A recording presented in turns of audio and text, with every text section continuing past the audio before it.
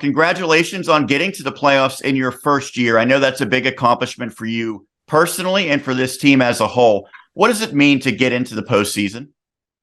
Sure, Sean. It's progress in the process. We knew, with this team, with what happened last season, it was going to be a process to get Jeannette back to where it normally is in the top of the rankings. And, for us to be able to beat the bottom half of our conference to get into playoffs, we're excited to be in. So you have the 3 wins. They all come in conference play, 3-7 overall. And yet there was a couple of games that were so close in the non-conference that you make one play different, you might be looking at a 5-5 record. Do you think back to those games and wonder if that would have maybe changed your playoff seeding a little bit? Yeah, Sean, you say one play, I'd say about 5. There was a lot of plays in those games where we just couldn't make that one play to make the difference. At Jefferson Morgan, it was just a made extra point. You make that extra point, they have 30 seconds on the clock, and with our defense, of course, we feel like we should have won the game. And in overtime, we had them 4th and 15. And they score on 4th and 15, and they make the extra point. We missed the extra point, and they go on to win that game. And Charleroi, it was very disappointing. Again, there was probably 5 plays in that game that turned the tides in that game. So yes, we reflected, of course, this weekend. Saturday morning, it felt so weird not having anybody to watch film on. But you reflect on the season, and of course, there was plenty of opportunity out there, right? And we missed on those, and just motivation for the offseason. And yet you get 3 pretty lopsided conference wins. So when you think back to those victories, what stood out about your team's play? Sure, just total execution, Sean. And as I reflect too, it's just a mark of a young team. We're so up and down with those 3 victories. As you said, they were mercy rule victories, and they executed so well, and not so much with the upper tier teams in our conference. So definitely up and down, and definitely just execution was the difference. Well, you talk about an upper tier team, and that's been the Clairton Bears for a long, long time, a decade plus. And so you go against them. I know that's a rivalry matchup, but you're really not in the same position that they are as a team right now. So what were the takeaways from that lopsided defeat last week? We never matched their intensity, Sean. It definitely our worst game of the year, statistically, offense, defense, special teams. And, it was senior night for them. They got a great senior in Capone Jones, who's their leader. And they took it to us from kick to the final whistle. And, playing down there is very difficult. I don't think a Jeannette team's ever won there. It's kind of been our battle cry there, believe it or not. But, just total. We never matched our intensity, period, and we weren't ready to play. Well, a guy that has been a key component for your team this year is Noah Sanders. And when you look at the numbers, he really stands out as a receiver, as a running back as well. And he's impacted the game in so many ways. What makes him stand out? Just a special player. I mean, he's just a football player, Sean. There's no other way to explain it. He's special with the ball in his hands. He's special without the ball in his hands. And he looks for contact. He's a Sanders kid from Jeannette. What more can you say? There's been plenty of great Sanders that come through our program. They're part of the tradition, and he's just the next one up. Your quarterback, Peyton Moulters, had a really nice season as well. And, for a pretty inexperienced player at that position, he's done a nice job throwing for about 1,000 yards, and he's a dual threat guy as well. He can run it. So what have you seen in terms of his development from you when you took over as the head coach to this point? Yeah, it gives me chills to talk about him. I mean, he was a backup quarterback last year. Tyler Horton was a starter, and how he's worked since January till now has just been remarkable. He's really learning our system and has learned the game and seeing it through a quarterback's eyes right now. And the sky's the limit for him. He's only a junior. He's only going to get better, and he's really one of the guys we look to, well, especially on our offense. And he's our middle linebacker on defense. He's just a football player.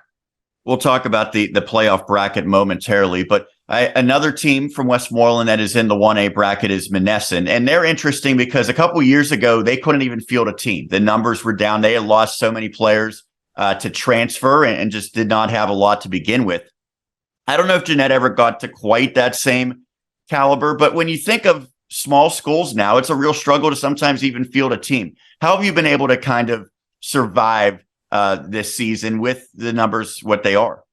Sure. I think Gridiron Central Catholic Monday, I had 14 kids, Sean. So it's definitely, up and down and making practice schedules. I mean, to coach at this level, Sean, you got to be prepared for it, right? One person goes down, you're shuffling the whole deck, because you don't have three fullbacks, you don't have three quarterbacks, right? You don't have three receivers. You're not three deep at anywhere. You're maybe not even too deep. It's just trying to find the right combination and getting kids out for the team, right? Any capable body in that school needs to be playing football, and it teaches you so much more than just playing football, right? I think there's so many more benefits to football. I just wish everyone would know it, and I think we'd have more kids out. But really, just making a program that we're all proud of and people want to play for, and the people that are there, and just develop your room, right? We can't go out and get 20 kids in a recruiting class. We need to develop who's there and do it well. Well, I mentioned Monessen because that's a school that has a great winning tradition, and as does Jeannette. And yet that doesn't really necessarily count in terms of getting the numbers up. Is there a belief, however, that as you go on in your tenure at Jeannette, that maybe the numbers will improve a little bit so that you're not so close to kind of the minimum? Yeah, absolutely. I know our major program is a great job. I know the numbers are great down there. I think, just in year one, we started with 33 kids. Now, some of those kids were the wrong kids, right? They've left the program. But, just to get that interest, I think we do a good job in our off-season program to get kids in the weight room. And once you get them in the weight room, they get hooked. So I do think as time goes on that we'll get, 30 plus should be the norm. In my eyes, we got some really good families with kids that are football families that I know of.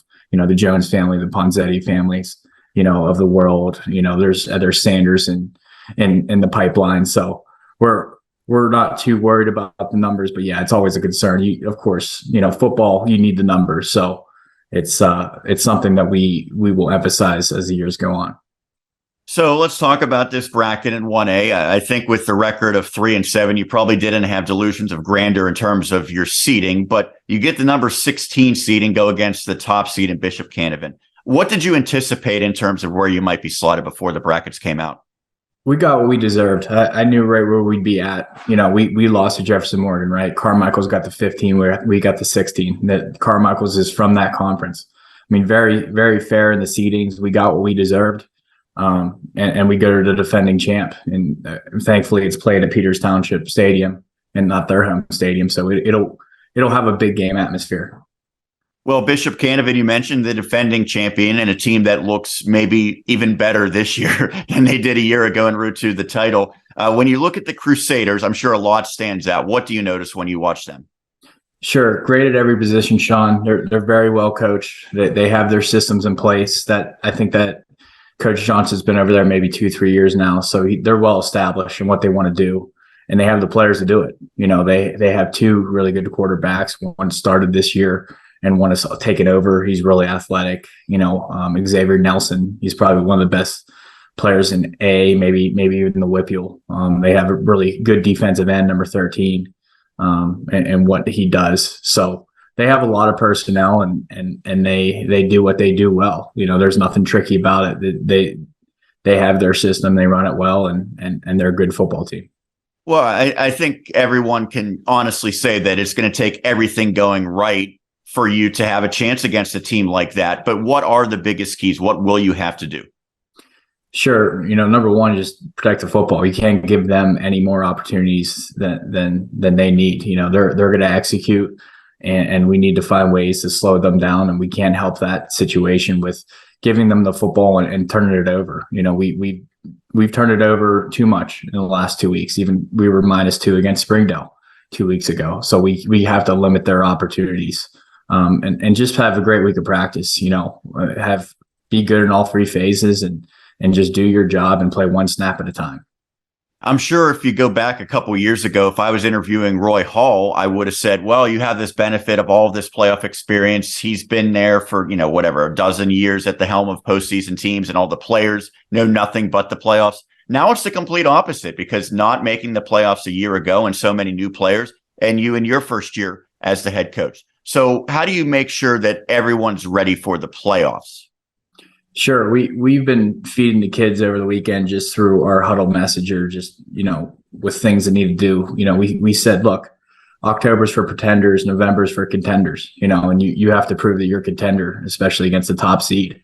And at CV, I had to go down and play Whitlock and Martin, at Bell Vernon, my second season there, or third season at CV. So the ball rolls different in playoffs. The lights are a little brighter. You see things that you haven't seen from the other opponents, and we'll do the same to Bishop Canevin, So it's a different feel this week. Absolutely. And to get the kids ready is a top priority, to get them to understand that this is single A. This is 16 teams going at it, and we need to be ready. And lastly, I know it means a lot for you to be head coach of Jeannette, your alma mater. What has been so special, and what has stood out for you personally about this season? Just grinding with this group of kids. I think they're a special group of kids. They've been through the ringer last year, and they've been grinding since January in the weight room. And just being here with them and doing it with somebody I played with, Darius Brown, Javante Kraft, who was part of the tradition, a great guy, and Brian DeFelice and Jose Estevez that are on the staff, and just grinding with them and putting the right puzzle pieces in place. And it's been quite the journey, Sean. I haven't been head coach a year, right? The ups and downs of the season. But really what stands out is just these special caliber of kids, right? Moulter going from backup quarterback to almost having 1,000-yard season, through the air, and getting Sanders to play this year. And our line, there was 3 of the 5 starters back from the line, and just seeing them grow in other years. And I can go on and on, Sean, but it's just, again, it's a focus back to this team and doing it together. And I'm just very proud that I could be a part of it. Well, certainly you do have a lot to be proud of. Thomas, thanks for taking the time, and congratulations on making the postseason. Thanks a lot, Sean. Thanks for having me.